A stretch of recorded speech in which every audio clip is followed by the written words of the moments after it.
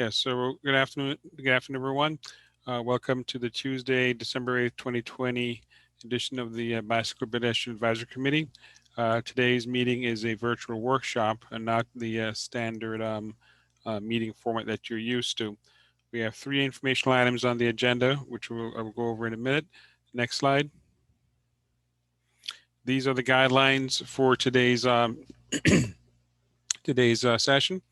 This workshop is being held virtually and is being recorded. I know it's on the screen, but I'm going to read it anyway for the record. If you're experiencing technical difficulties, please contact Lisa Wan at the number you see there and the email address so that a member of our technical team may assist you. All attendees will remain muted throughout the duration of the workshop. If you wish to provide a comment, please use the raise hand button. Once you see the microphone muted, please proceed by first providing your full name, agency represented, and then your comment. Your microphone will remain unmuted until the comment has been fully addressed. In compliance with all applicable rules and regulations, no actions or motions shall be permitted. Discussions shall be limited to matters listed in the public workshop agenda. Permissible discussions include presentations, questions and answers, and comments related to the presentation. Any member deviating from these guidelines will be reminded as to limitations of any such discussion. Now, seeing as this is a workshop, like I mentioned, there's not going to be any member comments or public comments or any the things that you're used to seeing on the agenda. It'll be just these items, and then we'll close the meeting. Just for the record, this session started at 5:38 p.m. Next slide, please, Lisa. All right, here is the agenda as mentioned. We have FDOT is going to be doing a presentation on their STRIDE program, which is a statewide traffic and railroad initiative. They were not here earlier. Is anybody from FDOT here for that presentation? Is Ed on the line? Is he here? Ed Aparicio? Yeah. Is that you? Are you going to be? Yeah. Hi guys, this is Edward. I know that you can't speak. I don't know if you can speak on behalf of STRIDE, but I know that Ivan with Gannett Fleming has given presentations. Do you want to reach out to? Ivan's online. I think he's ready to provide that presentation. Okay, good. All right, good. All right, so Ivan, are you going to be the one doing the presentation? I will. All righty. All right, so Lisa, go ahead to the next slide. And all right, and then Ivan, it's all yours. Awesome. Good afternoon, BPAC members. Thank you for having us. I will be presenting today the Operation STRIDE for FDOT. On behalf of FDOT, I'm Ivan Jimenez. I am the General Engineering Consultant for the FDOT Modal Development Office here in District 6. Next slide. So I'll go over the agenda really quickly. I'll just go over introduction, rail operations in Miami-Dade County so that you get some perspective on why this is important and why rail safety is sort of such a big deal here in the county. Then I'll talk about the design of the new dynamic envelopes and what the project consists of, and where those dynamic envelopes are located here in Miami. So I'll showcase some of those projects. And then I'll talk about some safe behavior by mode of transportation, particularly talking about bicycle and pedestrian, and how we can all be safe around railroad crossings. And lastly, I'll leave you with a call to action just to join us in spreading this message. Next slide. So what is Operation STRIDE? STRIDE stands for Statewide Traffic and Railroad Initiative Using Dynamic Envelopes.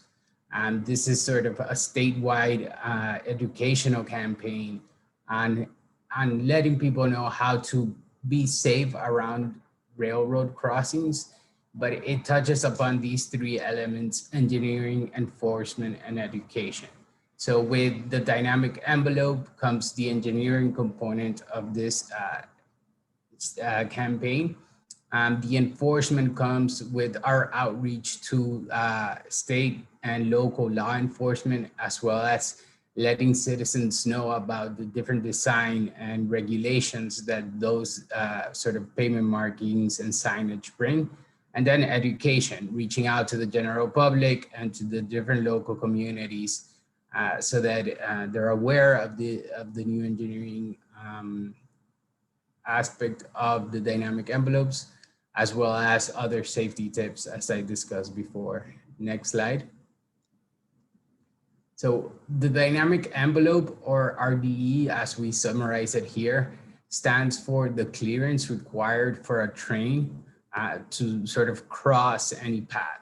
So if you're within that danger zone, which is sort of demarcated by that white line in the pavement, you're at risk of being struck by the train. So what the new railroad dynamic envelope pavement markings do is that they stripe this area so that you as a motorist or as a pedestrian or bicyclist are aware of where you should never stop, right within that danger zone. So if we go to the next slide,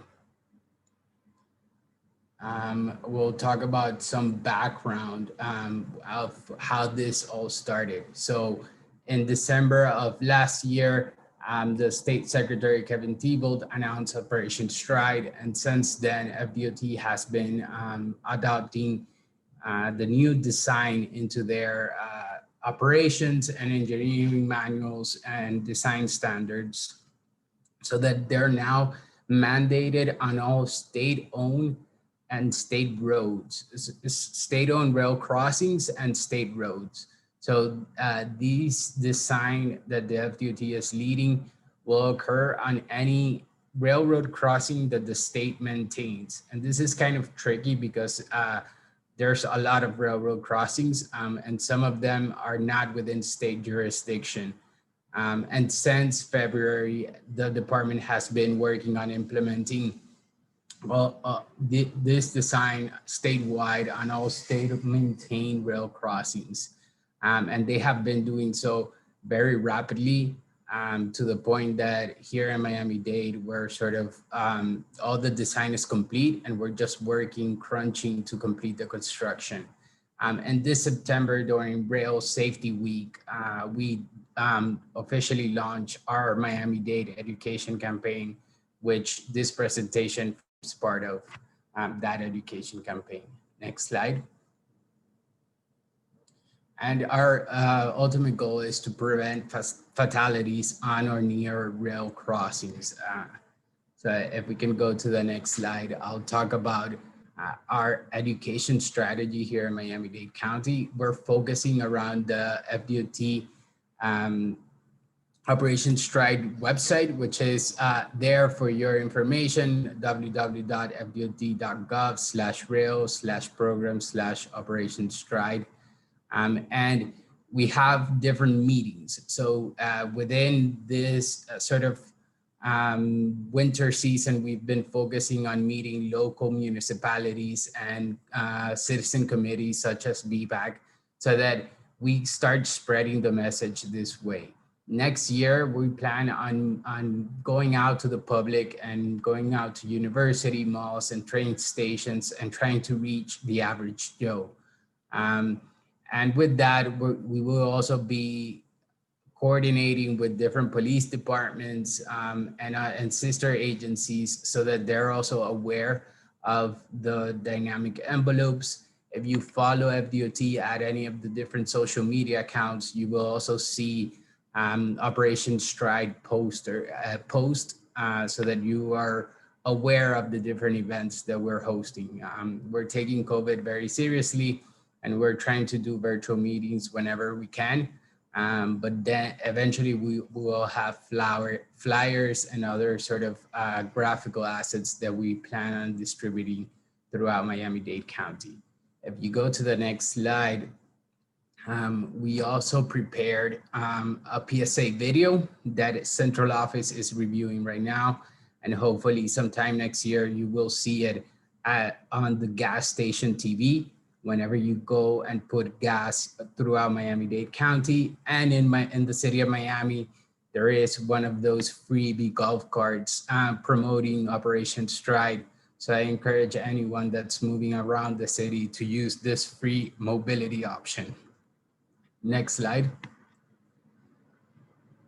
So existing rail providers in Miami-Dade County account for both public and private rail services. We have passenger, we divide them sort of between passenger and freight because they have different operating specifications. And the ones that we will be discussing mostly are here: Tri-Rail, Amtrak, Brightline, CSX, and FEC. If we go to the next slide, you'll see why passenger rail is sort of the focus when it comes to safety, because ever since Brightline started operating and now that Tri-Rail is sort of increasing their services, passenger freight has a higher speed. So if you compare 79 miles per hour on Brightline versus a 30-mile-per-hour freight train, the speed differential is great. And this and also the frequency of train from 50 to 55 trains per day, whereas on the FEC you may have 18 freight trains. So this is why it's imperative that we get the safety message across, because drivers and cyclists and pedestrians are not accustomed to these high-speed frequent trains, and they think that they can sort of cross and be safe because they're accustomed to the slower, long freight trains, and that is not the case. We're not very good at perceiving speed. If we go to the next slide, we can also see here that passenger rail operation is only expected to grow in Miami-Dade County. Since we have such a high population and our population keeps on growing, and we don't have the physical space, right, to keep increasing capacity on roadways, we have to look at two multimodal alternatives, and rail provides this sort of service. Tri-Rail is looking at expanding services to downtown Miami through the downtown link and going into the Miami Central, where Brightline sort of operates, or it was operating before. We also have the Tri-Rail Coastal Link, which is a brand new project on providing commuter rail along the FEC corridor. Then you have Brightline extending their operations to Aventura, Orlando, and sort of having that increased reach and service. So that also encourages more people to use these rail services. Next slide. So what is the dynamic railroad envelope? This is the engineering component of the campaign. So what we're doing, what FDOT is doing, is they are installing these white pavement markings on the railroad crossings. So this demarks the danger zone. And this is where no one should ever stop because you're at risk of getting struck. Again, this is occurring at all state roads, state-owned rails, and state-owned property. If we go to the next slide, we see the different signage that's accompanying these pavement markings. So of note is that the sign R8-8, do not stop on tracks, is actually enforceable by law. So you may get a moving traffic ticket, moving traffic violation if you're caught by an officer sort of stopping within the tracks. These signs are also being installed along with the pavement markings as part of these ongoing projects. If we go to the next slide, this shows sort of how the roadway will look from an overhead view. It's been proven through different pilot projects that these improvements reduce vehicle stopping within the danger zone of up to 15%. And again, we will be testing this effectiveness as the different dynamic envelopes are installed and over the course of time. So here you see sort of a single track versus a multi or dual track crossing on the two diagrams. Next slide. In Miami-Dade County, we have 89 crossings that fall within the criteria of being state-owned or state-maintained. 57% of those crossings are within the state highway system, and the other 43% are not. And as I said, the design for these crossings is already complete. FDOT is moving very rapidly at completing construction, which is anticipated for completion for all dynamic envelopes by May 2023, if I'm correct. Next slide. So here now I'm going to show you some of the dynamic envelopes that have been completed already here in the county.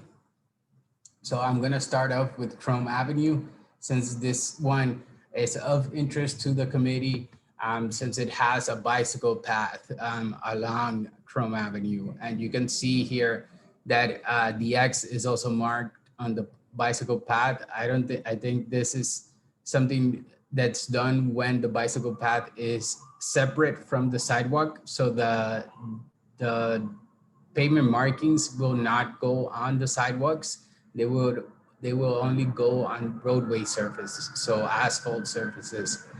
And you can see here, we have a great picture that Eric Goldberg provided in the next few slides. And then if we go to the next slide, we start getting into the trickier geometries.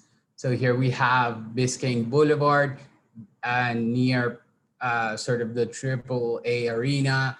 And you can see that once the railroad track starts curving, it gets tricky for the motorists to be aware of where that danger zone is. If you are aware of this intersection, the stop bar is sort of very far away behind, and drivers also have to stop at a longer distance from the actual danger zone. So this highlights again, do not stop in this area. If we go to the next slide, we have another crossing on Biscayne Boulevard, Port Boulevard. In this case, again, tricky geometry, stop bar is very far away. Same thing here. Again, we have more trains accessing the port, since now we have freight train service directly to the port, and just another another roadway that has a lot of vehicle movement on it. If we go to the next slide, we'll go to 13th Avenue. This is part of the downtown lead. And this is an area where people are unaware that the train is active, and because the train usually operates at night and it's very low frequency, it may be 1 or 2 trains at night.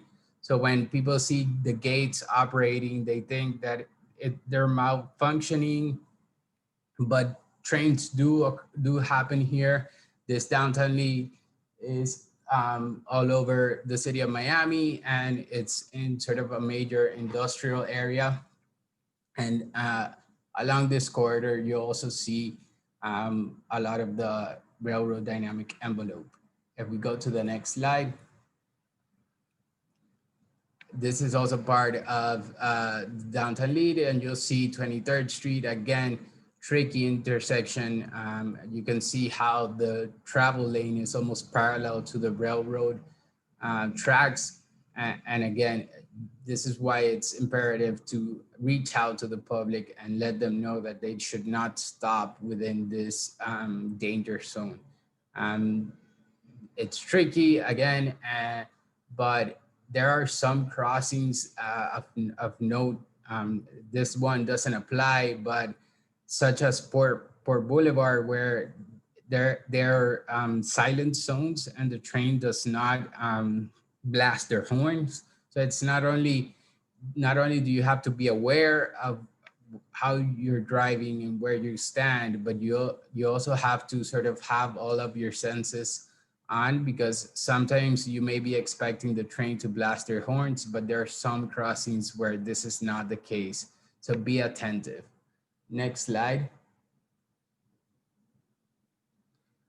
Here we have Northeast 6th Avenue in the northern area of the county. And again, this is a dual crossing.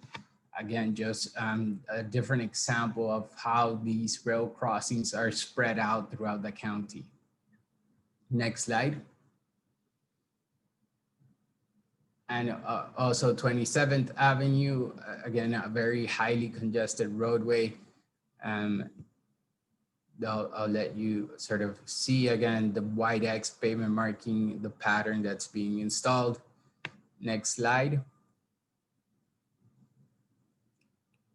And this is Codada Street in the city of Opaloca. Again, the Tri-Rail, the South Florida Rail Corridor is state maintained. So there are several railroad crossings along this corridor that are being upgraded to include the dynamic envelope pavement marking. Next slide. So I'm gonna leave you here with some safety tips to use around and when crossing railroads. So as a pedestrian, do not walk along the train tracks. I know I've seen several people do this, but please never walk along the train tracks. Only cross at designated rail crossings.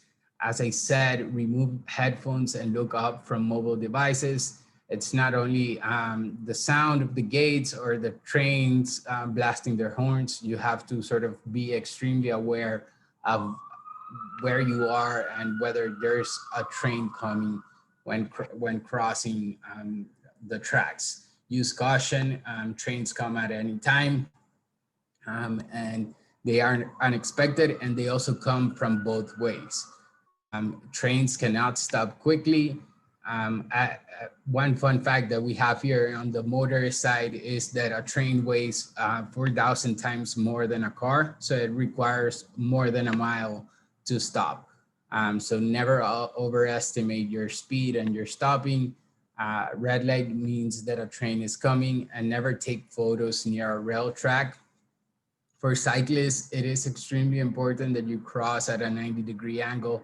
I've been at fault for falling when crossing on my bicycle a train track and not sort of obeying this tip, right? And so my wheel caught in between the valley of the train tracks, and I fell into the pavement. This is an extremely dangerous situation and something that we want to avoid at all costs.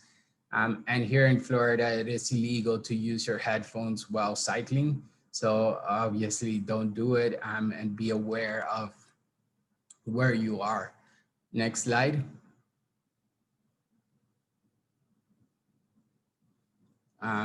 Bicycle, the same thing applies for wheelchairs. Again, it's a little trickier since it's for cyclists. We recommend that you dismount if you're able to and walk your bicycle across. But if you're in a wheelchair, again, try to cross at a 90-degree angle, use extreme caution, and sort of never cross the tracks if the crossing arms are down. And again, thank you, Eric, for this picture that we've borrowed from Tiffany, and sort of we've been presenting to the different committees. Next slide. And this is a slide that Tiffany presented during the Rail Safety Week. And we thank you, Tiffany, for this slide. It's specifically relevant to cyclists. wear a properly fitted helmet, use protective eyewear, carry water, and sort of keep your hydration in mind. Carry identification in case of a medical emergency, and use reflective gear, especially at night or during poor weather conditions. Next slide. And this is our call to action. We're looking to partnering with anybody that can help us spread this message.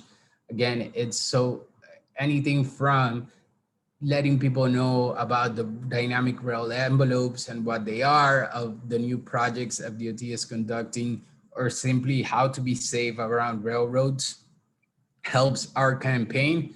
We have different assets such as flyers, posters that we can distribute and that are accessible at the FDOT website presented prior.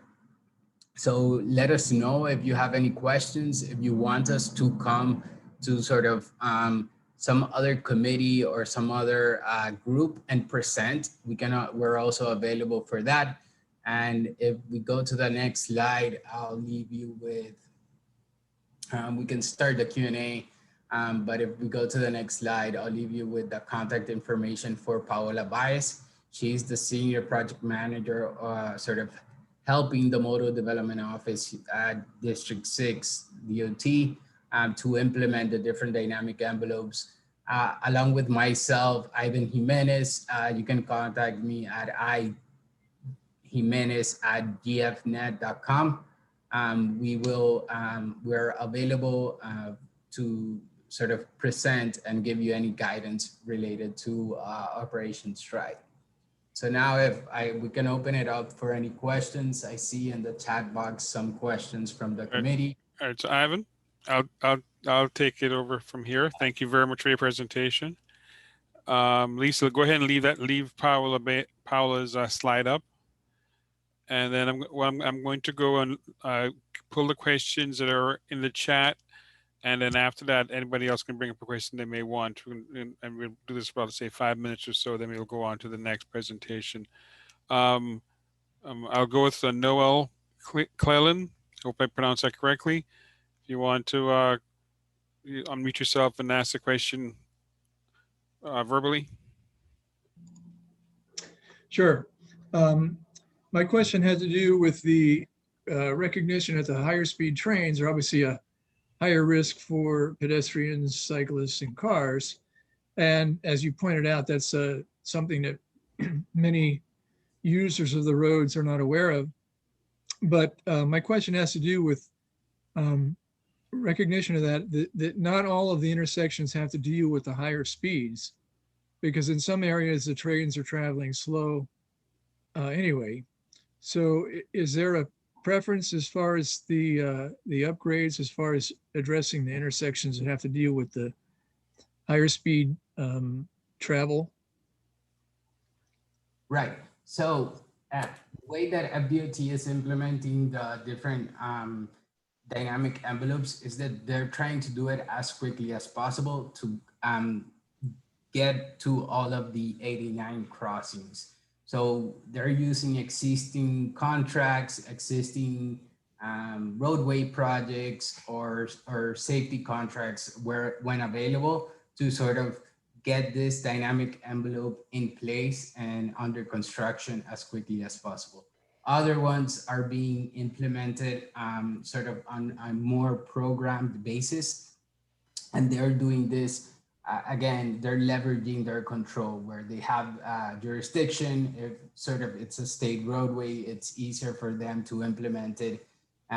And so it's kind of tricky because you would think that there would be a priority in terms of safety, but because this is a statewide approach and we're trying to get this done as quickly as possible, the programming comes differently. So it comes wherever the opportunity exists and whenever the department can get that dynamic envelope implemented as quickly as possible.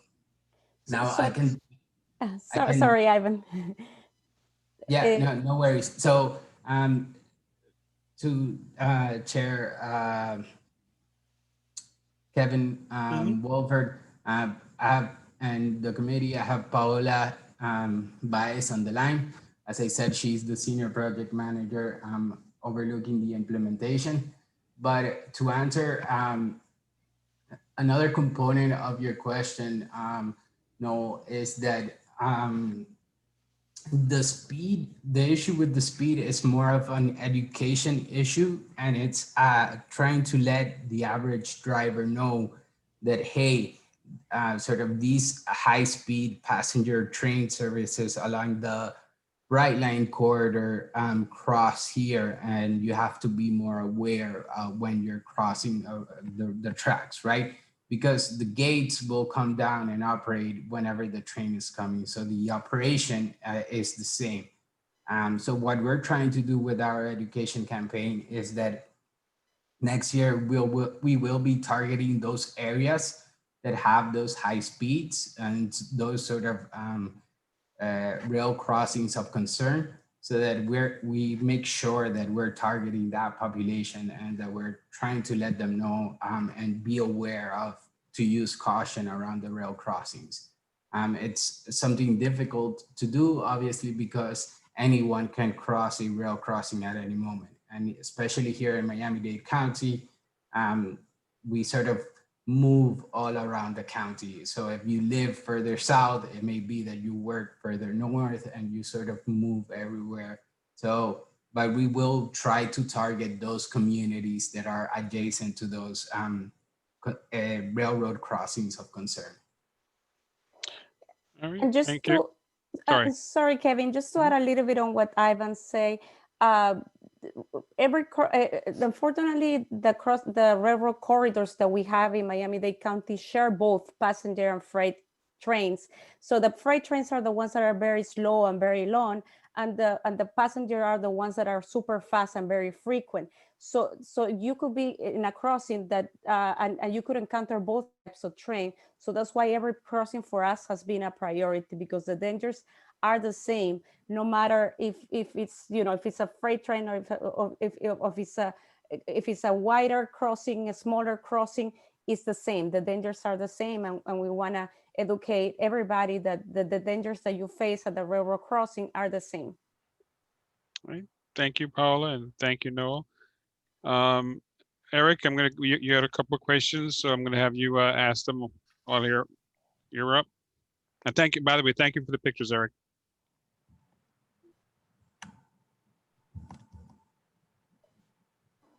Eric, you there? Okay, can you hear me? Yes, we can hear you.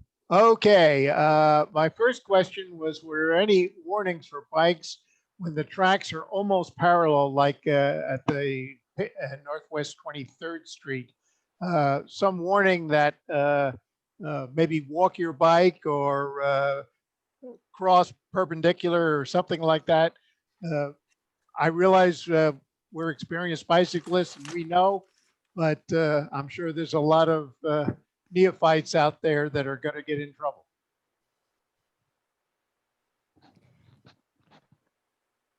Right. So, Paola, if I may start, I'll let you add on to this. The issue with signage on state roads is that, and any road in that sense, is that we're guided by the MUTCD, which that's an acronym for the standard manual that's implemented across the United States to keep all signage and all pavement marking consistent. So those signs of, you know, walk your bicycle or dismount or cross at a 90-degree do not exist within that sort of universal manual of signage and whatnot. So it's critical that we maintain that that signage and those pavement markings consistent, so that the drivers sort of know and are aware of you know, what means what. I don't know if Paola wants to add anything else to that. I know that this is also part of the challenge of the education campaign. Again, this is why we're trying to reach out to as many people as possible, so that they're aware of hey, you have to sort of dismount if possible, or always try to cross at a 90-degree angle. And not only are we trying to reach out to, again, the BPAC and committees such as yours, we're also trying to reach out the cycling community. So we will reach out to Bike 305, the different bike shops across Miami-Dade County, so that they are also aware. But this becomes sort of the challenge on the education side, and not the challenge on the engineering side.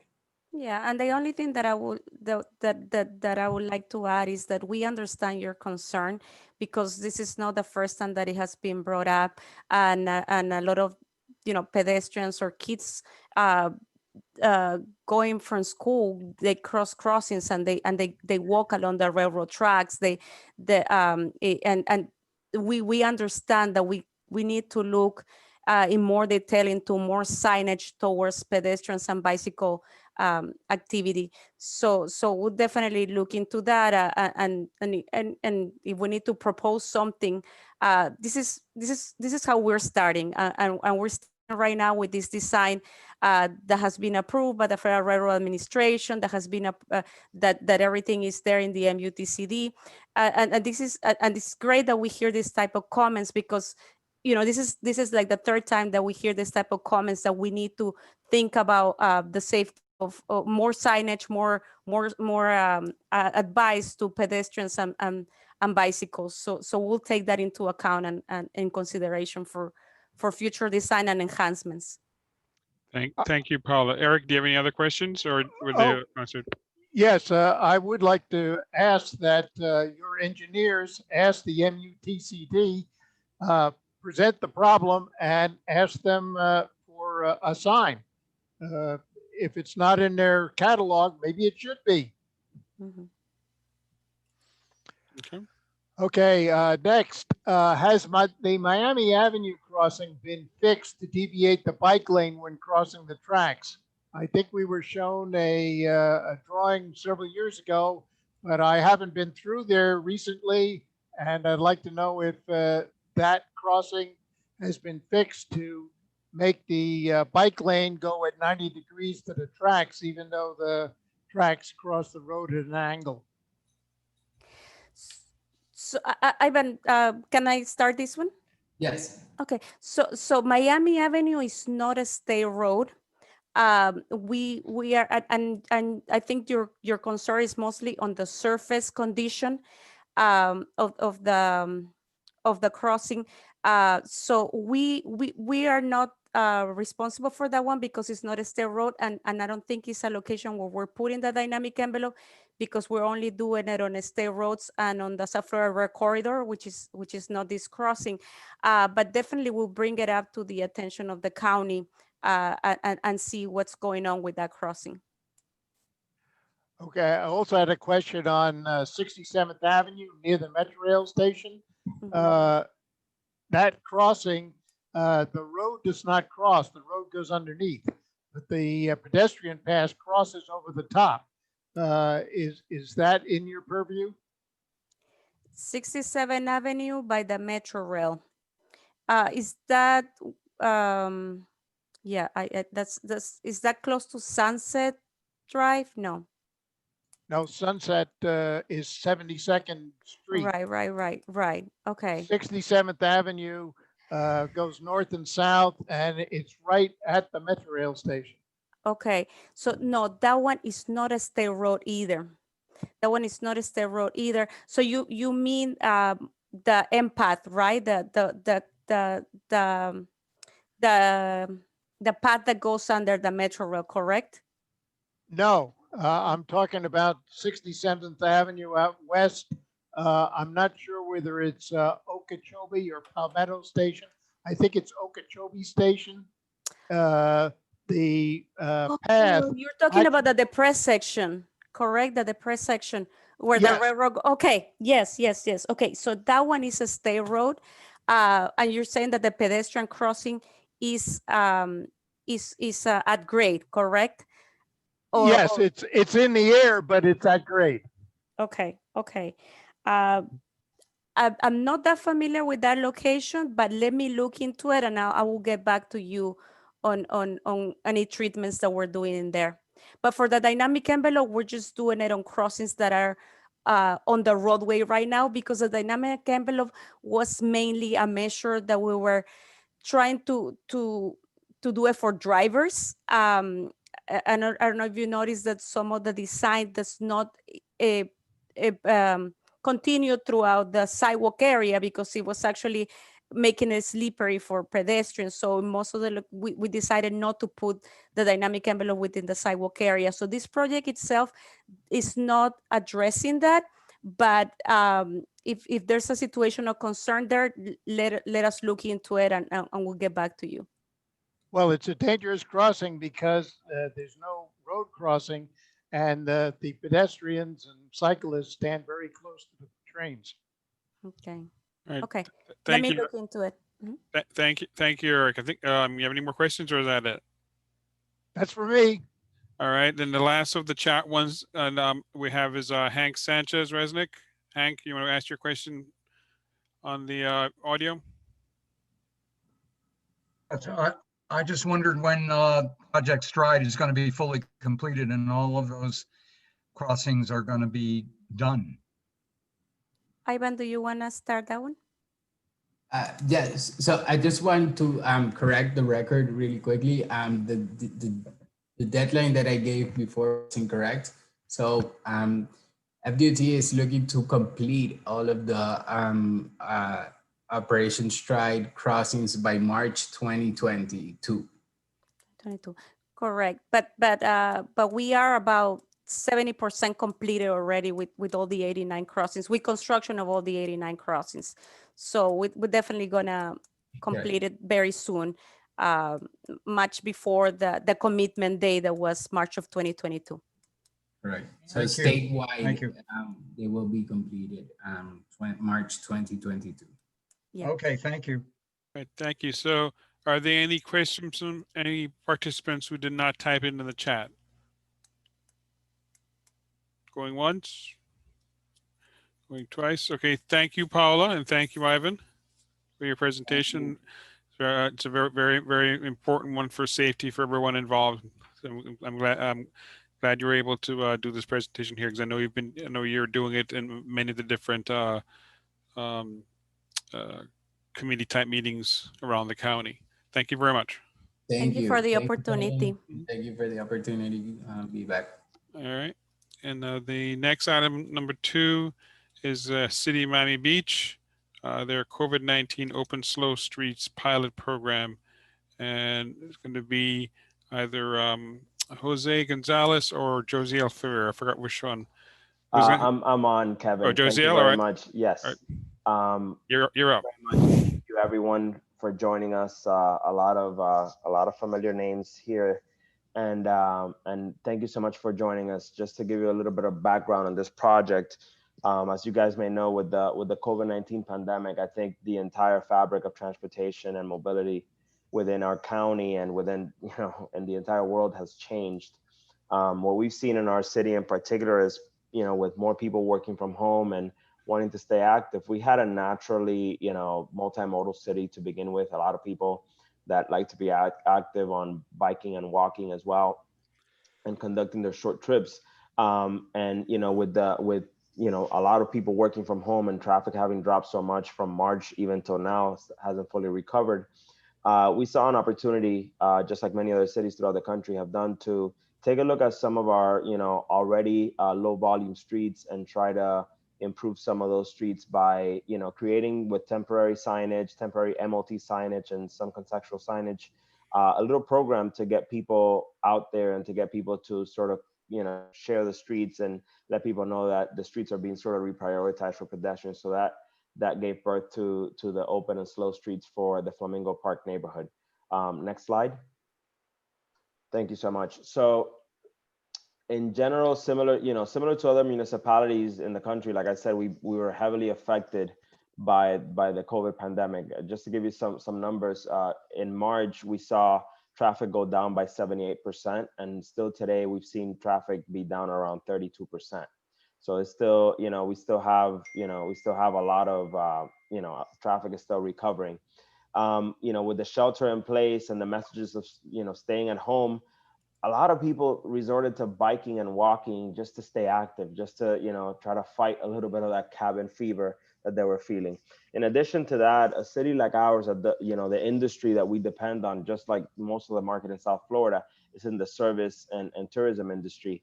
And with the shelter in place laws, no travel and things like that, we were heavily affected, even from an economic perspective. Just to give you some numbers, we were losing to the tune of more than $2 million a month on resort tax alone, which, it represents a huge hit to a city that depends a lot on this type of revenues in order to implement projects and permanent projects in particular.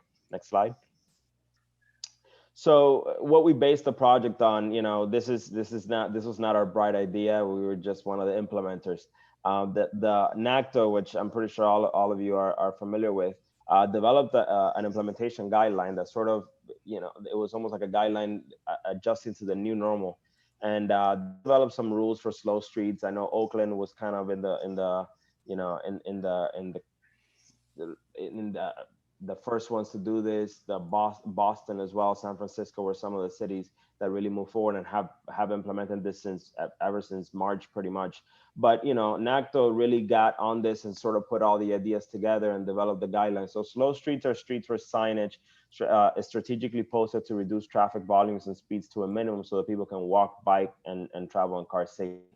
I don't want to read everything in the slide, so I'll just paraphrase a lot of these items. So what's important here in slow streets is you want to make the street slow enough so that people that, where in the majority of bicyclists, which, the majority of bicyclists are interested but concerned, people that were in that group of cyclists can now enjoy the street because they don't have that danger or feel that danger, because the volumes are so low and the speeds are even lower. So what's important is, NACTO recommends also using residential streets. That's the initial, for this initiative, we only consider residential streets. And also they have to be streets that already have those low vehicles, that already have the slow speeds. We actually considered various locations throughout the city, but one of the important pieces that came to us as we were looking at this is we wanted to look for the best grid possible, because as you'll see in this, as I go forward in the presentation, you'll see that there is it's important for people that drive to have another avenue or another street to use, as well as emergency vehicles to have principal routes to go through. Next slide. So here are just two examples. So just two examples of Oakland, California, and New Zealand. New Zealand had a little bit more done with their street, but Oakland, California began with with this type of temporary signage, which we also began to in the early stages, and now they're in the stage where they've put out planters and a little bit more permanent devices out there and made them more community friendly per se. So that's sort of the next natural stage that we'll also be going to. Next slide. Great. So what are the important keys to implementing in our city? And it was important from the get-go as we were planning this to get in touch with the community. We all know that the sensitivity of the community has increased, but their willingness to try has also increased with this. And we recognize that in our community. And we've been pitching and working through various pilot projects, such as the Washington Avenue parking protected bike lanes. We have a full closure of Ocean Drive going on and made that into a pedestrian boulevard. We're seeking some other temporary projects that we're working on. And with slow streets, it was the same thing, reaching the community early, a community that already has a propensity for walking and biking, such as this neighborhood in particular that we tried. And it was important to choose like I said, a good street grid, a good, and that also had key community assets that people can reach, because that's the importance of slow streets as well. It's important for people to travel somewhere. Some of those quick trips that people would normally make in a car. Now you can make them in a bike or make them walking just because you feel safer. Post office, pharmacy, market, supermarket, those types of things. And then, meeting with the community stakeholders, meeting with community groups, homeowner associations, elected officials. We had meetings often just for people to, tell us what they were thinking. Now with, the whole Zoom era, what we did as well is we recorded a presentation, sent it out, collected comments for essentially 2 weeks, did some informal surveys through those, in that recording, gathered some input from the residents on that. We're planning to do that again now that we're coming to the first official, I would say, month and a half of implementation. So we're planning to collect some additional, input in that sense. But having the community engaged from the get-go, it's an important piece. And of course, talking to some of your internal key stakeholders, talking to police, talking to fire, just to make sure that the emergency routes are not affected, because if you're affecting those at that moment, your project can be a real issue. Next slide. So the Flamingo neighborhood, and this is one of the historic neighborhoods in Miami Beach. As you can see, why I said it was important to have a grid. This area is as good a grid as any as we have in Miami Beach in the South Beach area. So the area, it's bounded by Lincoln Road in the north, 5th Street in the south, Washington Avenue in the east, and Alton Road in the west. And we have Meridian Avenue sort of anchoring that neighborhood there, which serves as almost the internal collector within that street. So we chose this neighborhood because to us, it met all the criteria. This neighborhood is probably one of the most walkable neighborhoods today in all of South Florida. With having those characteristics set already, not having very high traffic, not having very fast traffic, we felt that this was the right neighborhood to try. And the residents of this neighborhood were clamoring for something like this to be tried in their neighborhood as well, because they see the needs of the neighborhood under this new normal. Next slide. So this is a map that you have here of what was implemented. So what you have here in the north-south streets, we implemented Meridian Avenue. Meridian Avenue initially wasn't part of the initial implementation, or was part of the initial implementation as a one-way. Then we decided to remove it, and then we ended up doing it anyway. Meridian Avenue, and the reason why we did it is because the community asked for it. Meridian Avenue is a very interesting street for bicyclists. A lot of bicyclists use Meridian Avenue, not because it had dedicated bike lanes, but historically it has some of the best shade in that entire neighborhood. There's some mahogany trees there that pretty much shade the entire street, create almost like a tunnel of green there, and that was very comfortable for bicyclists to begin with. In addition to that, there's pretty much stop signs always stops at every single intersection with a couple signals. So naturally the speed there is already low. So we did Meridian Avenue between 6th Street and 15th Street. We did Pennsylvania Avenue a little bit east of that, between Lincoln Road and 6th Street. And that extension to Lincoln Road came a little bit later. That extension to Lincoln Road came as a result of, as we were doing some walkthroughs in the area, the desire came to connect Lincoln Road to Espanola Way, which is another thriving, economic engine there in that area. So connecting those two through the Slow Streets program was also key to the success, just to let people know through signage that they can, from Lincoln Road, as they walk Lincoln Road, they can, veer down as Pennsylvania Avenue through a slow street to Espanola Way. So Lenox Avenue, which is further west, and Jefferson Avenue as well. And then east-west streets, we did 6th Street, 8th Street, 10th Street, and 13th Street. We also, in doing some of these streets, we wanted to make sure that we connected to, police station, markets, CVS, pharmacy, the park, Flamingo Park, which is, from which the neighborhood takes its name, which is a very important anchor in that neighborhood. So that we wanted to collect to all those areas of interest and connect to all those areas of interest. Next slide. So just to give you an example of, how we implemented the initial stages of implementation, this is just a sample street, Lenox Avenue, for instance. So in this area, what we did was, we implemented nothing more than temporary traffic control signs, maintenance of traffic signs, also known as maintenance of traffic signs. And then we created a sign that, it's a slow street contextual sign, which sort of explains the rules of the road. As we were looking through the sign, we found, as we've been sort of learning and hitting the learning curve in this project, we found that sign is a little bit wordy. So right now we're working on another project to swap out the sign the contextual sign for something that's more icon driven, that, you know, people can respond to as they drive or walk, can respond to a little bit better. In addition to that, now that we're entering this, you know, this more informed stage where we've been able to collect data and things like that, the other thing that we want to do just to enhance the aesthetics of the pilot in general, we're going to be looking into wrapping some of these temporary traffic control signs to make them a little bit more aesthetically pleasing to another already, you know, fairly aesthetic neighborhood and very, you know, grasping neighborhood when it comes to the type of buildings that it has. So this is just an example. Next slide. So all the signs, you know, all signs are, you know, pretty much straddling the center of the road where we have the wide road. So that's an important piece. As you know, as we've been hitting learning curves here and there, we saw that, you know, when you have a wide road, it was far more effective to have the sign in the center of the road. If you look at areas like Oakland, what they did is they blocked an entire lane with the sign, and they were sort of forcing vehicles to share a single lane to enter an area. We did that. We tried that. We found that, you know, it was not effective. It was creating some issues, you know, and some complaints in our area. So we did, you know, what we did is, given that some of the streets have a 70-foot right of way and they're fairly wide as far as their pavement is concerned, we, you know, set the signage in the center of the street, and you know, and which, so that it's visible to both sides, and also, you know, vehicles will be forced to get around the sign a little bit, which has raised awareness. So this is just some of the streets that are included in the pilot, where we put them in the center of the road. Next slide.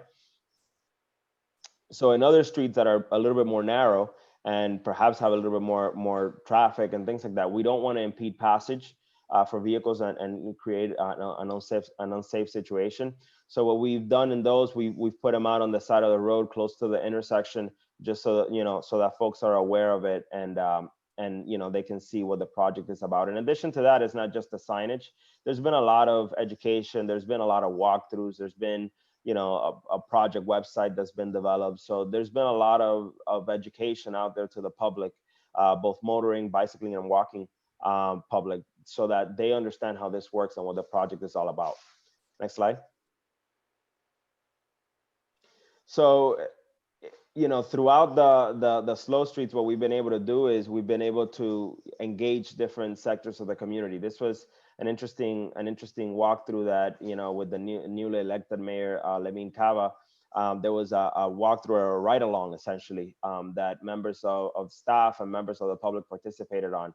And, you know, here you have a snippet of a tweet that Mayor Cava, Levine Cava, put out there, and it was a very successful ride along. They also got the opportunity, you know, everyone that participated also got the opportunity to go to, for instance, to Washington Avenue and ride the protected bike lanes there, go to Ocean Drive and you know, essentially ride that boulevard there that's been closed on a temporary basis. So, you know, it was a nice experience for everyone there. Next slide. So community feedback, which is a very important piece. This was, you know, another walkthrough that was done with some members of the elected officials, as well as a lot of members of the public. So it's important to obtain, you know, frequent community feedback, you know, organize on-site meetings, walkthroughs, bike throughs, any through that you can, you organize it here, and so that you can obtain some of that community feedback and you know, get to, some of these folks know the community better than even a professional can, even as familiar as we may be with our project. So there's little, you know, snips of information that come along that help shape a project and make it better. One of the biggest things that we've learned through this is it's important to start with temporary, you know, anything temporary, so that you can refine and tweak. We've done probably more tweaks throughout this month and a half than I could count, you know, from the placement of the signs to what corridors we have implemented, whether 14th Street or 13th Street, those types of things. So it was important, and it was very good that we were able to, you know, respond immediately to those things. And then, you know, identify, which we're in the process of doing, community champions. One of the, you know, we're working now with a group of folks, because, you know, cities like ours and, you know, the county and every other municipality would struggle with the amount of resources that we have available in terms of staff, going out to do reconnaissance or do site visits to temporary signs on a daily basis can be a difficult task, and particularly if things need to be changed and moved, that's a difficult task. So identifying community champions, having folks from the community that take interest in the project and that want to participate on this project, and essentially, since they're already in the community, make sure that they are sort of like a community action plan, and whenever they see something, they know exactly who to contact and things like that, and make them responsible for certain areas. So we're actually working on that. There are folks in the community that really have taken an interest on the project, and they're willing to take certain areas and sort of make them theirs, take ownership of them, and essentially anything that they see wrong or any input that they have or receive from the neighbors in the area, they want to bring it to our attention, and they know how to bring it to our attention. So that's a very important piece that also helps with the management of resources, because this can be particularly on this early stages with temporary devices, can be a fairly intense endeavor in terms of resources. Next slide. So evaluating, that's another important piece to it, and we just got through. I mean, we had Tropical Storm Etha interrupt us for about a week or so, but we're actually in that piece of evaluation. So we're now, trying to measure success. We have developed an evaluating criteria consisting of, not only data collected for comparisons of before and after, but also looking at accidents, and a very important, survey questions to understand how the community feels, and observations, of course. So, establishing a data-driven approach, it's to measure success is important.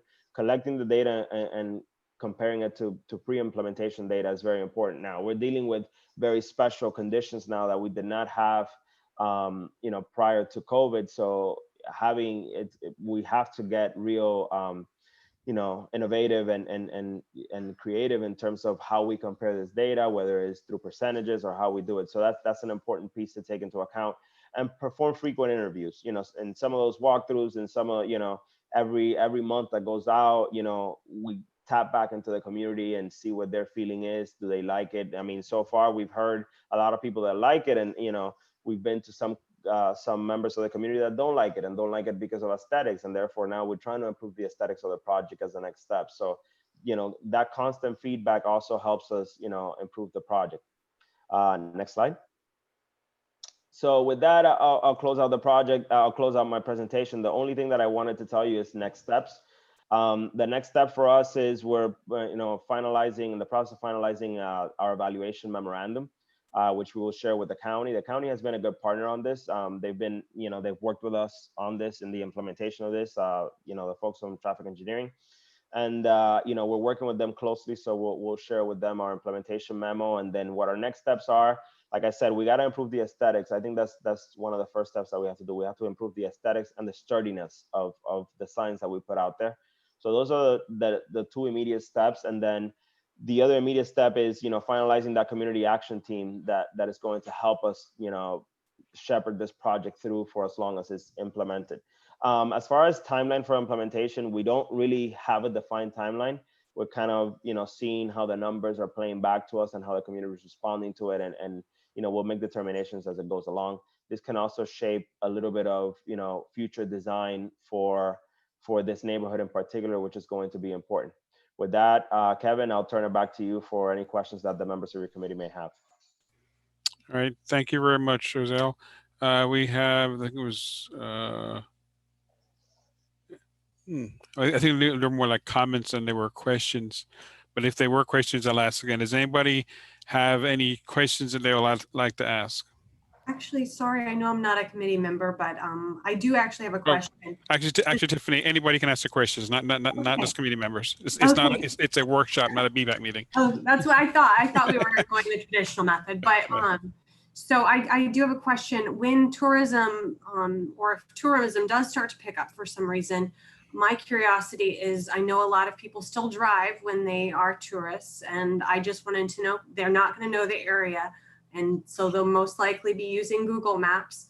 Are the mapping, like, do we have some sort of notification that those roads are closed within the Google Maps to redirect people?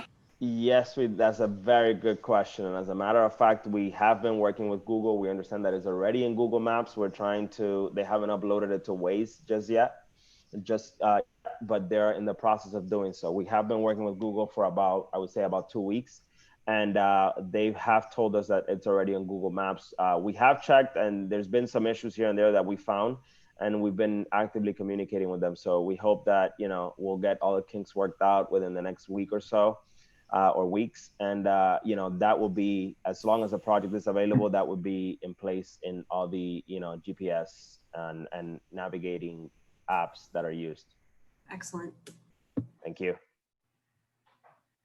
I see Hank raising his hand on screen, so I'll go with you, Hank. You're next. This is great, and I love it. And you've developed a model for how to do this in a very receptive community, and I would love to see it done somewhere else in the county. And I'm wondering if anybody has approached you to get your support in doing it somewhere else, or if you have even thought about reaching out to other potentially fertile environments. I don't know what that would be. I would love to see something like this in Coconut Grove, where I'm very involved, but Well, I think the one thing that I would tell you is you can be the community champion that you know pushes this.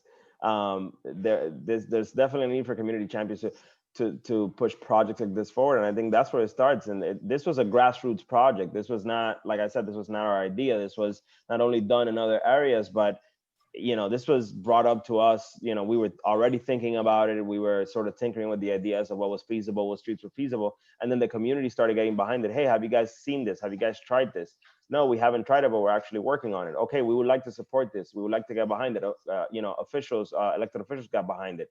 That started creating that buzz and, you know, and that community consensus.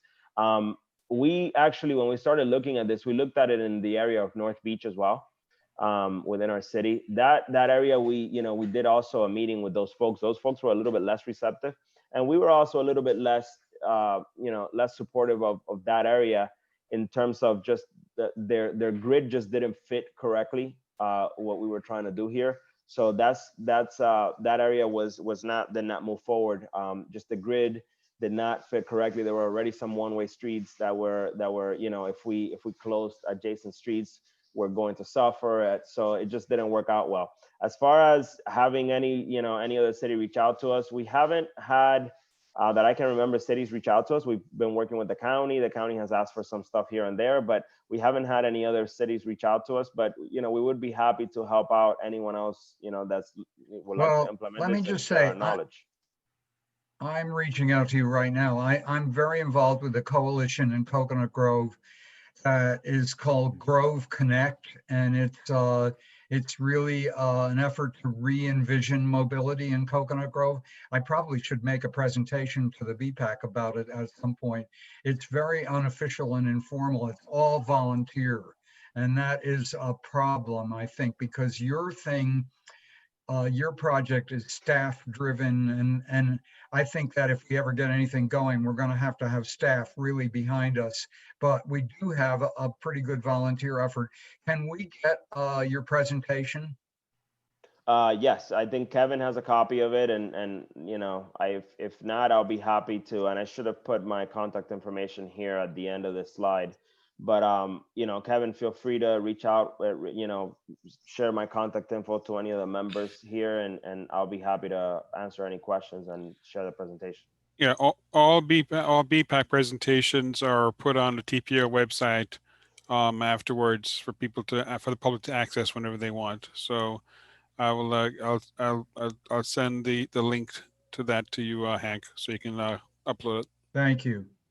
Thank you. Right. I don't know how applicable it would be. I was standing at the intersection of Grand Main and McFarland today, and it looked to me like there were more motor vehicles going through there than I've ever seen in my life. So it's pretty discouraging. But anyway, we'll give it a shot. Thank you. All righty. Any other questions? Yeah, I've got three. Go ahead, Eric. Okay. Do you use the 25-mile-an-hour criteria that's used for bicycle boulevards, or do you have some other speed No, the we target have, speed? we had already, luckily we had already, and that, I'm telling you, it was a little bit of a perfect storm. We had already been working and received approval from the county to establish 25-mile-per-hour speed limit signs on our residential roads. So the signage had already been posted. As a matter of fact, we're strengthening it now and trying to install more signs, because that had been one of the comments that came from the community. One of the things that I'm looking forward to doing once we finalize this memorandum for the post evaluation is see what the results of our speed counts are essentially on how it's operating now. And if we see that it's an improvement, or that the signs have been having an effect on the 85th percentile speed, we'll be reaching out to the county to perhaps explore maybe a 20 miles per hour or 22 miles per hour or something along those lines, something that really calls the attention of folks in this area, just to support this pilot, at least for the time being. But that's subject to approval, subject to further discussion and the data review. Okay, I might suggest a snail, that means slow to most people, as a logo. And finally, I asked for your contact info. I see you put it on the chat. Yeah, I put my email there. I think that's the best way to reach me. My office phone, I have it, towards my forwarded to my cell phone, but it's easier to reach me via email. I typically respond within 24 hours. Thank you. All right, thank you, Eric. Charles Fisher. Yeah, hi, Josiel. Nice to see you. Good to see you, Charles. Nice to see you too. So I live in the neighborhood. I cannot say enough positive things about it, and I know my neighbors in the building, especially the ones with kids, are really on board. I live in the neighborhood specifically because of its walkability and its pedestrian and bicycle friendliness. It's why I moved to this part of Florida. So I think it's great. I had two questions and then just one comment, and I think you touched on the comment. The only negatives I keep hearing around is the aesthetics, and I have to I tell people all the time, oh, this is temporary. This is the proof of concept. Just give it some time. But I do hear that, so I think that as you saw, the quicker you can fix that, I think the less resistance we get to it. And then I guess the two questions I have are, I know we're creating these corridors, and you showed the map with the different corridors, and that's great. At what point can we talk about just making the entire Flamingo Park neighborhood a slow street neighborhood? I don't, what kind of keeping everyone on Washington and Alton and 5th and 16. It almost, sometimes I think that all of the kind of intersections where we have all the signs everywhere, it almost would just be better to put around the perimeter and just be like, this is a slow street neighborhood, 22 miles per hour, markings on the pavement, whatever. Is that ever up for consideration? No, it is. I don't know if you're aware, actually, in addition to being a slow street, this area of Flamingo is part of a pedestrian priority zone. So, prior to COVID, we were actually well on our way to commence implementation of our pedestrian priority zone improvements, which included additional signage.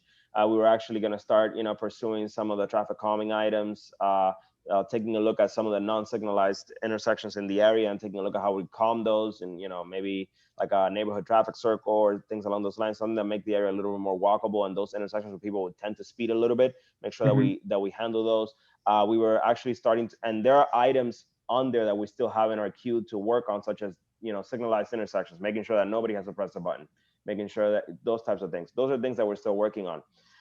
As far as creating the entire area as a slow street, I think we would have to sort of marry those two concepts now that now that we're getting a little bit more knowledge of it and how it's working and things like that. Marry the concept of the pedestrian priority zone and the slow street. And I think sort of almost like a joint project could come from there that could really be interesting. So I think that's a great idea. We've actually been thinking about it a lot. My staff and I met recently to discuss that. What's the next step after the slow street? I mean, what happens when this neighborhood goes into a full reconstruction? What are we going to do? And what are we going to propose? Or just as things starts picking up, are we just going to pick up the signs and everything is gone? We would not like to do that. We would not like to lose on that momentum. So we're already thinking about, I think our first order of business is to make everything more aesthetic. And then the next one is to start thinking of more permanent devices that we can use to sort of change the culture of people that enter the neighborhood. So those are the two things that are up next in the queue when it comes to this project. So that was actually my second question. Can you give us a little preview of what you guys are thinking for some of those permanent So we're thinking devices or timing? we're thinking of pavement markings. Mhm. We're thinking of some signage that is contextual to the area. Pavement markings. I know that the county in the past has had issues with color. So, but maybe some pavement markings with some wording that explains exactly what the street is. I think people tend to look more at stuff on the pavement than they tend to look at signage. Right. We also want to take a look at some off speed, in the sense of instead of 20 miles, 25 miles per hour or 20, maybe something like a 23 miles per hour or 22. Yeah, Or that's something along cool. those lines that makes people, I mean, and it's been implemented in places like Jacksonville, believe it or not, and it's worked well. People paid more attention to it. In Jacksonville, actually, they implemented an area that was 18 miles per hour. And they found that, you know, whereas the 85th percentile before was like 27 miles per hour, people started sticking around 20 because it started calling their attention. So that's what we're thinking about. And then in addition to that, there's many things in the neighborhood as well that we want to take a look at. We want to take a look at the sidewalks. I think a lot of the sidewalks, there's a lot of the existing signage that needs to be relocated. There's a lot of, you know, the ramps that we need to look at. And we've been working with the Public Works Department on that very closely. And as I don't know if you've seen it, but in a lot of the areas that are getting redone and repaved and the sidewalks are being redone, all the signs have been essentially put on one line of this, on one side of the sidewalk, as opposed to, you know, been a little bit of a slalom course like it used to be. Right. So that's sort of in its early stages of gestation and how we marry the slow streets, or how we bring the slow streets into the pedestrian priority zone. But stay tuned. I mean, I'll be happy to continue to work with you and some of the members of the neighborhood there, just to, you know, bounce ideas. That's great. I'm so excited for it. Thank you. All right. Thank you, Charles. Any other questions from the audience? All right, then. Thank you very much, Josiel, and thank you. Thank you very much. Thank you for having Jose? us. I appreciate it. All right. Thank you very much. Okay. The next item up of the workshop is FDOT District 6, their project update report for November and December. Yeah. Tiffany, this isn't going to be very exciting. I'm not going to take a lot of time. I'm going to just skim over just so we're completely transparent as far as what we've reviewed. This month I created it, so it's going to be a little different. So we'll go to the next instead of having my consultants do it. So this is all the same. This is the existing network. We can go to the next slide. And that this, of course, is the proposed network that within the LRTP. This is not, just reiterating, this is not our bike network plan. That is in formation. We're working on that now. Although the LRTP is going to be integrated into that bike network to be vital. But go to the next slide, please. All right, and these just start going over all the projects. I wanted this just because I know everybody gets access to this, so everyone can look over it in your free time to say, okay, if you want to look at certain corridors, if you have questions, I sort of summarized the relevant existing as far as and the improvements, the changes that have to do with bike and pedestrian, or if there is no bike and pedestrian, what exactly the improvements are being made. So I tried to summarize that in the existing and then improvements, so you guys have an idea of the changes that are going to be happening on these corridors. So feel free to take a look at these in your free time if you have any, and skim over, see which ones that are that interest you or that you have concerns about. And feel free to reach out to me, and I can reach out to the project manager if you have a specific concern. But we can go to the next slide. And these are continue because it was for 2 months worth of plans, and I put all of the Miami-Dade ones here. The ones that are pertinent are the ones that have the major changes are the ones, or the ones that have the specific bike and pedestrian, I guess, features added. Would be that underline, the segment A, we're calling it. That's the Southwest 13th to Southwest 19th. That's their 45% plans. I know that everyone probably, if you're interested, I know that the DTPW, this is a DTPW project. So you're always welcome to reach out to DTPW. And actually, I believe the underline has a public meeting tomorrow night, and I'll be attending that. So, but I actually, and then the next couple of slides, I'll be talking about that project. But Also, we have the Coral Way project. That's that roundabout. I know you guys have looked at that before, but I'm going to bring it up again because we are at 90% plans. So it's just even more set in stone. We can go to the next slide. And then A1A Collins Avenue from north of Oliver Inlet. That's right by Oliver Park. And I know that this area has concerned a lot of people, and I'm really excited about the improvements that are being made here. We can go to the next slide. Yeah, and these are just continued projects. Some of them are landscaping. So when it's landscaping projects, that has no real change on the existing or improved. That's a lot of times, a lot of these landscape projects are removing trees that are dying and replacing them, or adding landscaping to projects that do not have them. Go to the next slide, please. Okay, so these just sum up kind of a little bit of a summary. I'm leaving some things out, but I'm going to eventually be adding these into the next rounds, but I want to have this as a general format. The three projects that really do add a bike and pedestrian feature and improvement that not currently existing. So we can go to the next slide, please. And then I'll start to summarize some of the projects that just a handful of the projects that I looked at and I wanted to mention. One of which, this isn't one that we're adding necessarily a pedestrian or cyclist facility, but we are adding a nice improvement. I always love to see when we have crossings, I love to see the median refuge islands, and we see that we're doing that here. I took a Google Earth snapshot of the existing crosswalk, and then you can see in the plan view that we're actually adding those median island refuge along this corridor, and that's always an excellent feature, especially when there's a lot of pedestrian activity and it is a long distance to walk. Gives people an opportunity to have that safe haven before they make that second trip from one lane across the other. Okay, we can go to the next slide. And now this is just another viewpoint of that with that median island. I always propose it, and it's a lot of times not feasible given the width of the median or the turning movements, but this one fit perfectly, and I think it's going to be well received, and I know it's going to improve the safety along this corridor. All right, if we can go to the next.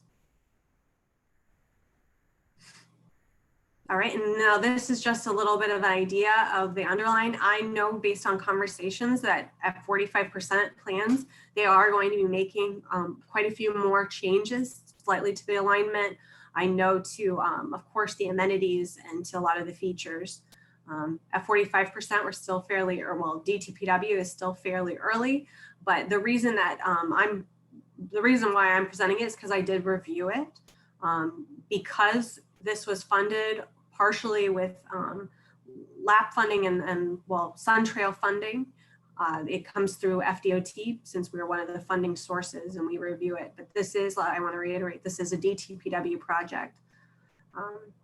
But yeah, you can see some of, I know there was an interest in the last meeting we had to see some of the plans, and I know that, like I said, I know that there's going to be a lot more changes, but I'd always be willing to share the 45% plans if anybody would like, or you can always reach out to Irene Hegedus with DTPW, and she'd, I know, be more than happy to share since she is the project manager with DTPW.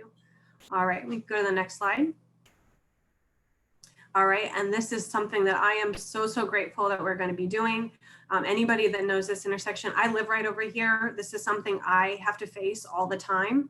I'm constantly coming from Coral Way and then going on to, so I'm trying to get my balance here, but yeah, I'm always going from Coral Way and then downtown, and that trying to cross that intersection as is a nightmare. You're kind of playing Frogger and just hoping that people see you as they're turning that corner, that blind corner. So what this project is doing, it's reverting the bike lanes to a shared use path around a multi-lane. This is a multi-lane roundabout. It's not a single lane roundabout.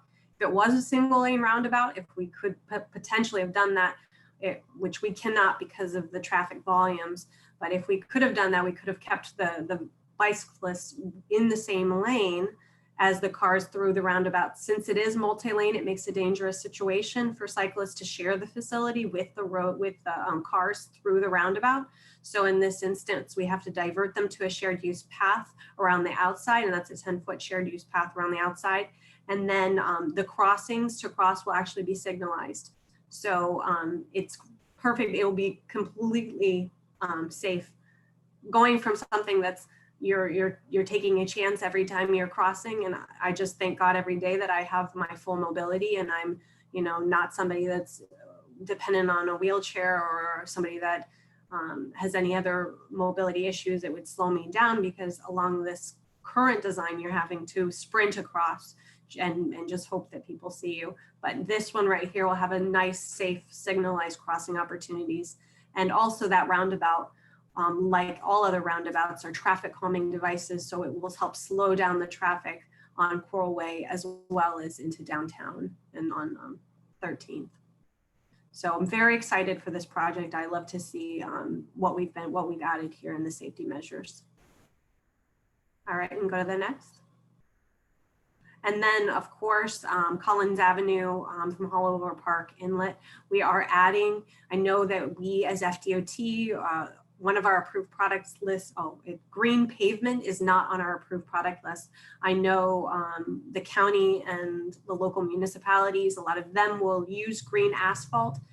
We have taken that off, as I've mentioned, I know I've mentioned this before, we've taken that off of our approved product list because of premature cracking, and so they're trying to find a better product. They're always in the process of looking for better products that will last. So in the meantime, our use, the green that we have available to us is that thermoplastic.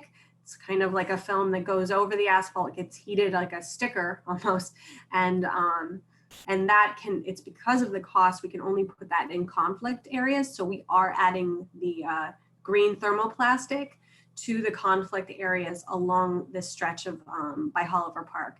And we are adding a buffered bike lane as well as a shared use path. And we, as if you know the area, you already know there is a shared use path within the park. However, that other shared use path is closed within certain hours. The shared use path we're adding here will be available all the time. So it's a real transportation element instead of a recreational one. So people will have two choices around Hollover Park. They can either use the buffered bike lane, or they can use the shared use path. And of course, we're adding some nice, safe crossing opportunities like you see in this image.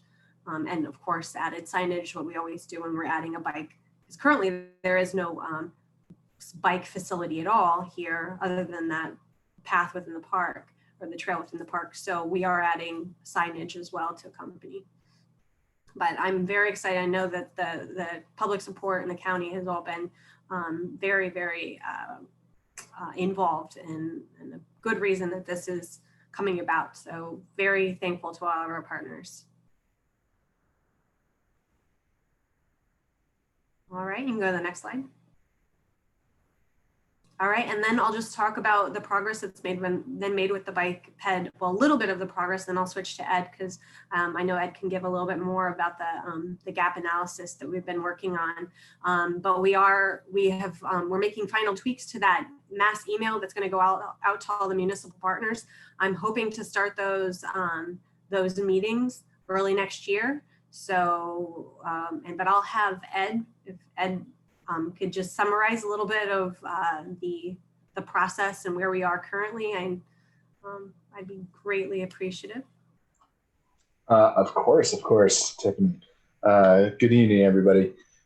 Just to keep this succinct, what we are working hard at developing a first draft of proposed alignments for this connectivity plan. And as Tiffany has mentioned, in tandem, we're preparing the materials and the outreach for stakeholders at the same time. If for anybody that is not familiar with the process, what we've been doing essentially is that we've been looking at the county essentially in 4 quadrants and identifying important points of interest that absolutely need non-motorized options to connect to.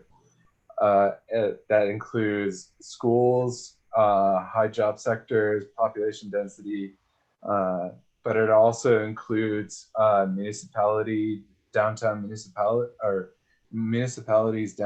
areas, so that this way that people can operate and be able to travel through on their bicycle at different critical points within the county safely and efficiently. So with all this ideas of these points of connections, we're also heavily utilizing the greenways as sort of the quote unquote freeways, and we're working towards, as Tiffany's mentioned, we're working towards finalizing those ideal connections to act as the freeways. There's many proposed greenways from the north and south Miami-Dade greenways master plans, but we're trying to utilize the best connections to generate the biggest return on investment.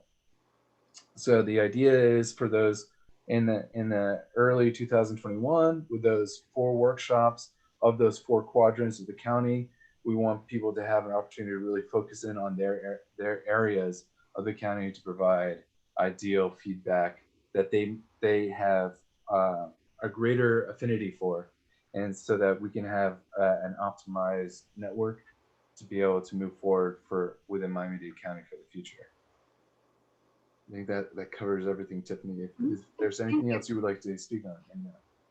Yeah, and when we start creating the schedule, which will be soon, we'll start creating that schedule of when those different meetings will be taking place. Of course, we're going to share that with the BPAC so that you can attend the ones that you believe are most pertinent and that you could have the most say in, as far as you know the most about those.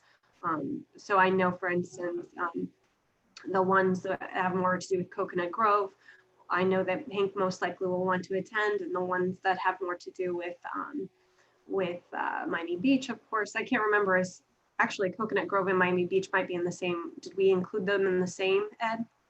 Yeah, those two would be in the same quadrant. That's what I thought. I thought we included those. Yes. But which is the furthest south quadrant again? Well, we're essentially naming these quadrants by their positions essentially. So the 4 names are northeast, northwest, south, and east central. Okay, so the south one, Eric may want to attend, or he might want to attend all of them. I don't know, Eric. But we'll definitely be sharing when those meetings will be taking place, so you can definitely attend the ones that you feel most passionate about or that you have an interest in. Absolutely. All right, but I see that we have a question. I'll let Kevin moderate again. Okay, thank you, Tiffany and Ed. I'm going to go to the Q&A now. I have a couple of questions in the chat. First one, actually, I think they're all from Eric. So Eric, go ahead and unmute yourself and ask your questions for the recording. Yes, are the bike and ped paths together in part of the underline? The drawings seem to indicate that they join. So there is a point that they have to because of the limited right of way, and it's when it narrows by, I think is it first? It's before you get to downtown, before you as you're going by. So it's near my neighborhood. It's actually near the roads. It's as you're going. I think it's first. Let me look at the plan sets again, but it does narrow to a point that they have to at some point, and then they split off. The key is that Irene will tell you this too, is that they want those 2 paths to be as separate as possible. They do, like, the goal of this project really is to try to keep those as separate as possible and maintain the individual widths that they've already determined in their typical sections. But there is one point when it's very close to the, there's that wall that along, I believe is that first? I'll have to look at the sets, but as you're heading downtown, it's right by the Metro Rail. And there's that barrier wall that separates Metro Rail and it's right up against the roadway. There's very limited space. So there is a point that it has to come together, but otherwise, the only time it will kind of converge is at intersection crossings. Right, I think that's along Third Avenue, but I'll look at the plans and I'm sure I'll find out. Yeah. I asked for Irene Hegedus's information. Everybody, it's on the chat. You can copy it down. Also, at Collar Way, I would suggest a bike lane to path transition that was used on Palm Drive and is an excellent transition because the bike lane feeds right into the sidewalk. It does. You don't have a 90-degree bend. No, it does. This one, it actually has and I don't know if it's in those images that I put on there, but what it has is a specific ramp for the bikes to go up at an angle, but not a 90-degree angle. It's more like maybe a 30 or 40, 45, but where it just goes from the bike lane, you hit the ramp and then you're up. Okay, I would like to send you this picture of the Palm Drive, which is a lap project done by Florida City. Okay. The bike lane goes right into the sidewalk, but it's narrow enough that a car would not be tempted to do it. Oh, absolutely, absolutely. And actually, I believe the Hall Park project has a ramp along it at some point too. And I know it does, to give people an opportunity to get off of the bike lane and into the park and onto the trail. Next to the last question was, where is the Collins Avenue drawing relative to the bridge over Haulover Cut? It's actually right. So when you're talking about the bridge to the north, is it to the south? Or yeah, to the south. The bridge to the south, that's just south of Haulover Park. It ends right before that. So it doesn't actually go over the bridge. At that point, it goes back to the Sharrows. But there's only a 6-foot sidewalk over the bridge, and there's a very difficult transition now between the path and then turning into the park to get to the path along the beach. Yeah, unfortunately, so the bridge just south of Haulover Park, that bridge is not included in this project. The project cuts just right before that bridge. But I will look ahead and see if that bridge is included in any future projects. And if not, I'll see if we can, I'll see how old the pavement is and we can look into that. Because I know that this is a common concern at the condition for pedestrians as well as cyclists at that point. And that's just where that project cuts off. And of course, the goal of the bike network plan is to try to not have something fragmented, is trying to, connect the facilities. So that concern goes hand in hand with the bike network plan as well. Yes, it's very difficult for both bicycles and pedestrians because they're both using the same bridge, and sometimes you have pedestrians walking backwards across the bridge, or even cyclists walking riding on the wrong side of the bridge back towards Miami Beach. Yeah, I'll put in my schedule to look to see if there's any future projects programmed, and I'll ask around. Okay, final question. Is the plan only for FDOT pass and bike lanes or for DTBW as well? That's why so the importance of the network plan is for all of the all of the agencies within Miami-Dade County, so the state, as well as the county, as well as the municipalities, to know where they have the possibility to add to a complete network. So that way people don't have to be operating blindly to where their money and investments would be best spent. They'll know exactly where that money would be best spent to add to a complete network. So the goal is to help everyone get a little bit more direction of where their cards could be best played, if I could make that analogy. So the goal is for this to be a true partnership and with everyone bought into it, as far as everyone saying, yes, I agree to work together to create a connected network. And I'm not saying that FDOT, of course, I'm not saying that the state roads won't be involved, because they will. And I'm not saying the county road won't be involved, because they will. I mean, at all points, I want everyone to be somewhat involved.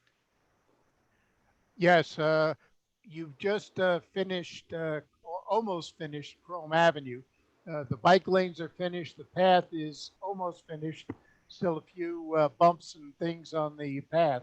But the problem is that nobody can get to it. Absolutely. And I would like to provide a framework for a study group to look at how to get to Chrome Path. Absolutely. I think And that's what's an important thing.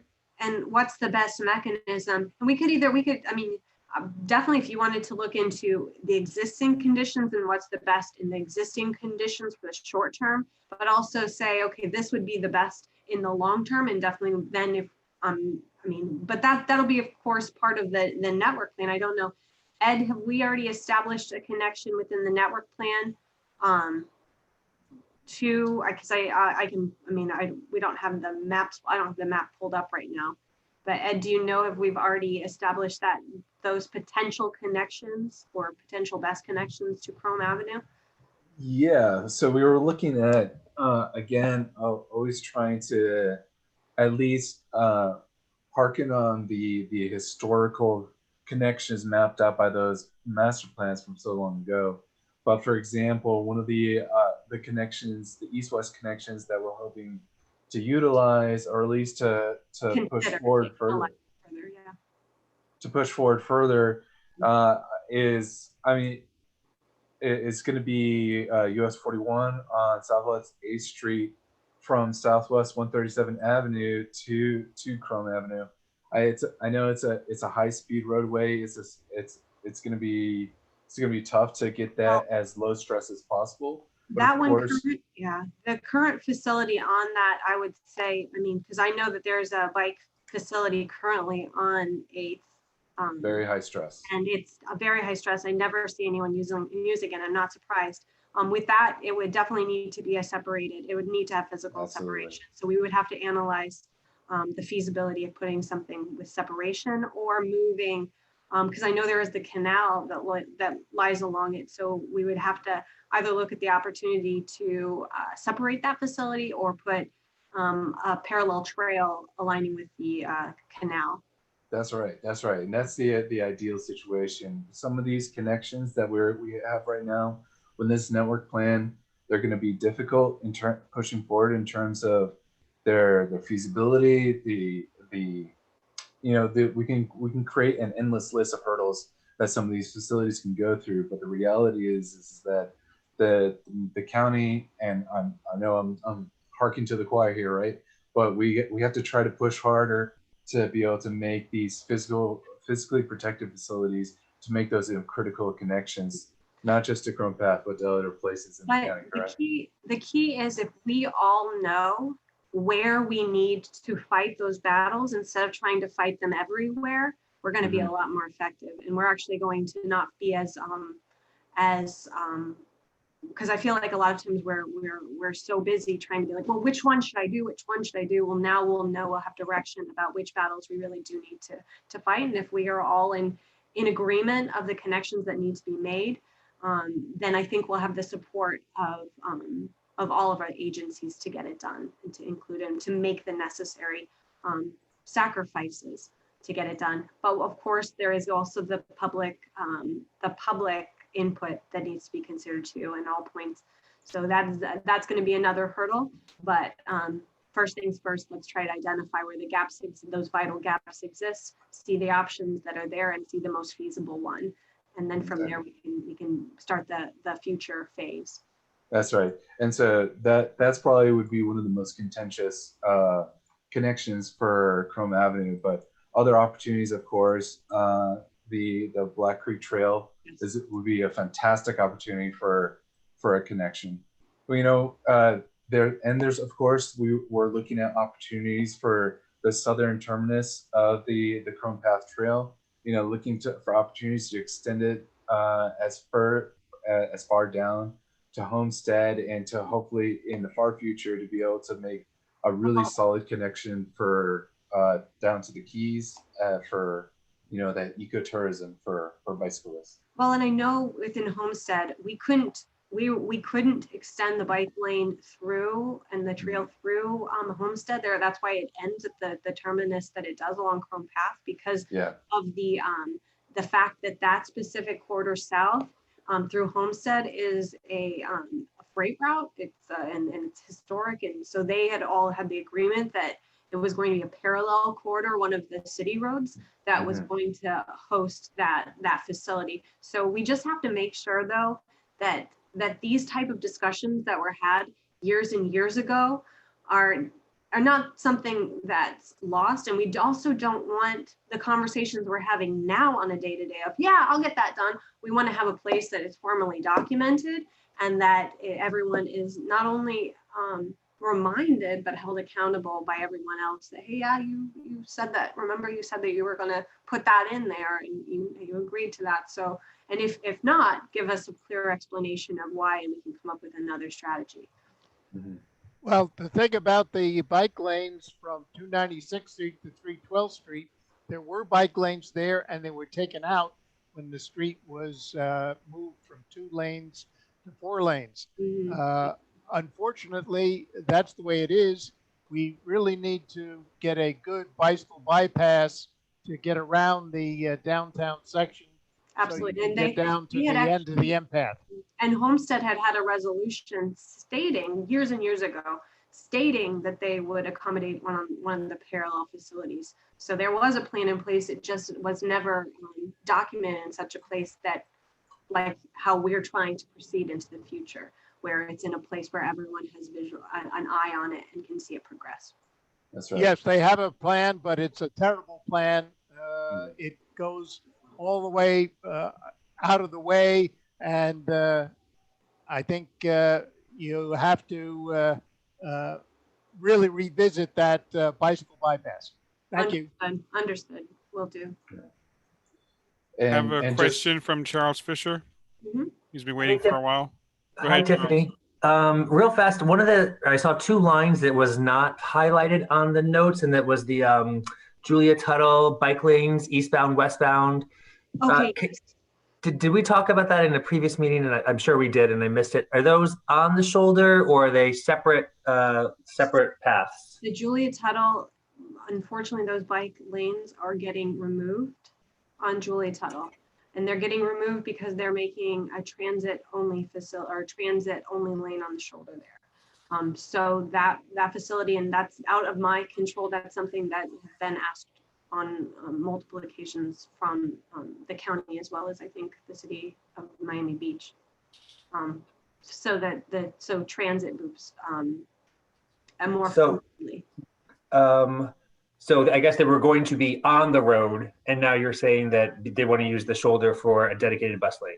They're using the shoulder for the dedicated bus lane, yes, and that's part of that project. So that's definitely not an improvement for bike facility, unfortunately. However, there has been talks, and I'll have to bring it back around to see if we can continue that conversation about providing an off-road kind of shared use path type facility. I know that they've considered that kind of feature in the past. I'll have to circle back and see if we can continue that conversation. Great. Okay. Thank you.